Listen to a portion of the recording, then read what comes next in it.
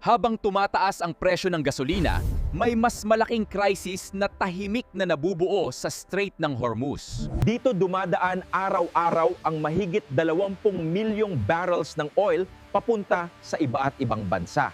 Ibig sabihin nito, halos buong mundo nakadepende sa isang makitid na daanan sa dagat. Ngayon mismo, United States at ilang allied countries nagpapadala na ng warships para bantayan ang choke point na ito. Ang nakakatakot, halos 20% ng global oil supply dumadaan dito, kaya isang spark lang sapat na. Kapag may maliit na insidente, kahit simpleng clash sa pagitan ng Iran at foreign navies, maaaring mag-trigger ng escalation. Mas lalo pang nakakabahala, may mga ulat na ilang ships sa Gulf region tinarget na ng Iranian forces.